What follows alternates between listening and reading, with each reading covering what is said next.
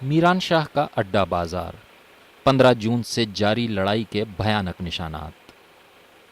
یہاں کے تاجروں کو بھی دکانیں بند کرنے کی مہلت نہ ملی۔ اب یہ سنسان شہر فوج کے کنٹرول میں ہے۔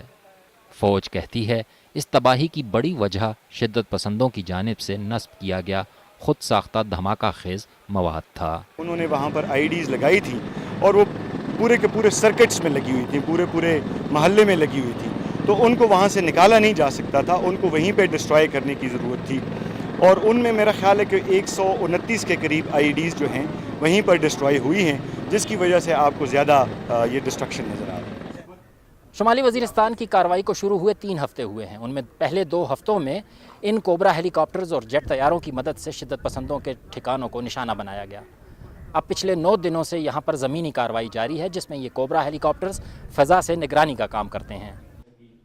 میران شاہ تقریباً ہر طرح کی ملکی اور غیر ملکی شدت پسند تنظیم کا کمانڈ اینڈ کنٹرول سینٹر بن چکا تھا۔ وہاں سے ملی بعض دستاویزات سے افغان اور عرب جنگجوؤں کی موجودگی کا پتہ ملتا ہے۔ شمالی وزیرستان شدت پسندوں کا گڑھ بن چکا تھا، اس حقیقت سے برسوں کی سرکاری پہلو تہی اب اقرار میں تبدیل ہو چکی ہے۔ یہاں پر ساری دہشت گردی کے جتنے واقعات ہیں ان کی منصوبہ بندی، ان کی پلاننگ یہاں پہ ہو رہی تھی۔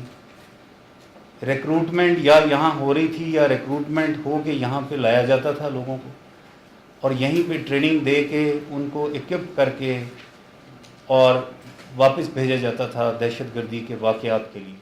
فوجی کارروائی میں ہلاک ہونے والے شدت پسندوں کی لاشیں کہاں گئیں اور بچ جانے والے کہاں ہیں، اس بابت فوجی حکام کو میڈیا کے چپتے سوالات کا سامنا رہا۔ کیا اب سیکیورٹی اسٹیبلشمنٹ کی سوچ میں کوئی فرق آیا ہے؟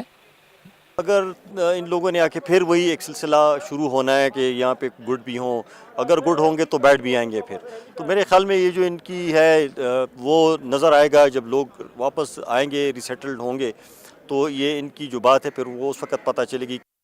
حکومت کا سرکاری ریٹ قائم کرنے کے بعد قبائلی علاقوں کے لیے منصوبہ کیا ہے، یہ ابھی واضح نہیں۔